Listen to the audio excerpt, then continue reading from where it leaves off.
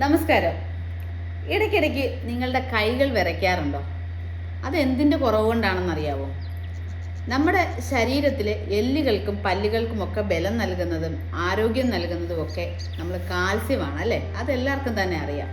നമ്മൾ കാൽസ്യം അടങ്ങിയ ആഹാരം ഒരുപാട് കഴിക്കുമ്പോഴാണ്, ആവശ്യത്തിന് നമ്മൾ കഴിക്കുമ്പോഴാണ് നമ്മുടെ എല്ലുകൾക്കും പല്ലുകൾക്കും ഒക്കെ ആരോഗ്യം കിട്ടുന്നത്. അപ്പോൾ അതിൻ്റെ കുറവ് കൊണ്ടും നമുക്ക് കൈക്ക് വിറവലുണ്ടാവാൻ സാധ്യതയുണ്ട്.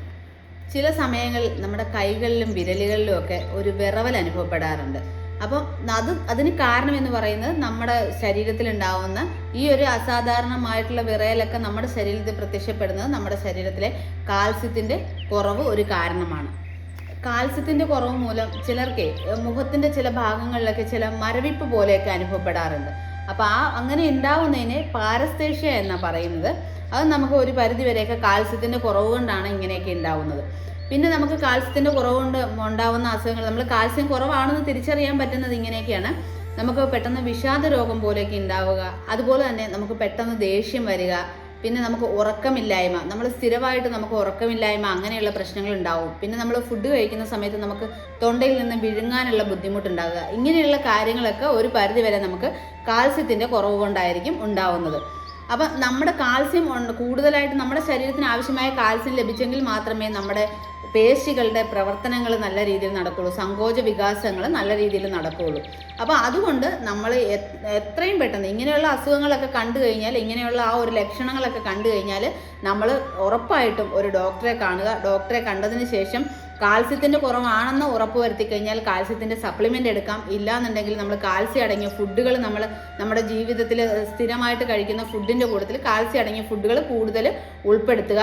നമ്മൾ കക്കയിറച്ചി, അതുപോലെ തന്നെ ചെറിയ മീനുകൾ, മുട്ട, ഇതിലൊക്കെ ഒരുപാട് കാൽസ്യം അടങ്ങിയിട്ടുണ്ട്. അപ്പം നമുക്ക് കാൽസ്യത്തിൻ്റെ അളവാണ് കുറവെന്ന് തോന്നിക്കഴിഞ്ഞാൽ നമ്മൾ ഇത് കൂടുതലായിട്ട് നമ്മുടെ ഭക്ഷണത്തിൽ ഉൾപ്പെടുത്താനായിട്ട് ശ്രദ്ധിക്കുക.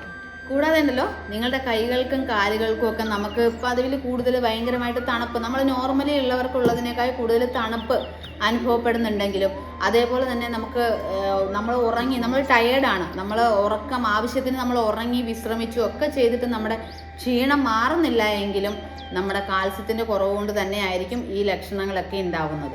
ഇങ്ങനെയുള്ള ലക്ഷണങ്ങൾ ഉണ്ടെങ്കിൽ തന്നെ നമ്മൾ ഫസ്റ്റിലെ ഒരു ഡോക്ടറെ കാണുക. ഡോക്ടറെ കണ്ടതിന് ശേഷം കാൽസ്യത്തിൻ്റെ കുറവാണ് എന്ന് ഉറപ്പ് വരുത്തി കഴിഞ്ഞാൽ നമ്മൾ സപ്ലിമെൻ്റ് എടുക്കുക, നേരത്തെ പറഞ്ഞതുപോലെ. ഇല്ലാന്നുണ്ടെങ്കിൽ നമുക്ക് സപ്ലിമെൻ്റ് കഴിക്കാൻ താല്പര്യം ഇല്ലാത്തവരാണെങ്കിൽ നമ്മുടെ ഫുഡിൽ കുറച്ച് നമ്മൾ ഡെയിലി കഴിക്കുന്നതിനേക്കാൾ കുറച്ച് കൂടുതൽ ഐറ്റംസ് ഉൾപ്പെടുത്തുക. അത് ഏതൊക്കെയാണെന്ന് ചോദിച്ചാൽ നമ്മൾ പാലുൽപ്പന്നങ്ങളിലെ ചീസ്, തൈര്, അതേപോലെ തന്നെ നമ്മുടെ ലോട്ടസിൻ്റെ വിത്തുകൾ, നമ്മുടെ താമര വിത്തുകൾ നമുക്ക് വാങ്ങിക്കാൻ കിട്ടും വിപണിയിൽ ഇഷ്ടം പോലെ. അതുപോലെ തന്നെ ടോഫു, സോയാബീൻ, അങ്ങനെയുള്ള ഐറ്റംസ്, അതുപോലെ തന്നെ അത്തിപ്പഴം, ഇങ്ങനെയുള്ള ഐറ്റംസ് ഒക്കെ നമ്മൾ ഓറഞ്ച്, വെണ്ടയ്ക്ക, കിഡ്നി ബീൻ, ഇതൊക്കെ ഡെയിലി നമ്മുടെ ഫുഡിൻ്റെ കൂട്ടത്തിൽ ഉൾപ്പെടുത്തുക. അപ്പം നമുക്ക് ആവശ്യത്തിന് നമ്മുടെ ശരീരത്തിന് ആവശ്യമായ കാൽസ്യം നമുക്ക് ലഭിക്കും.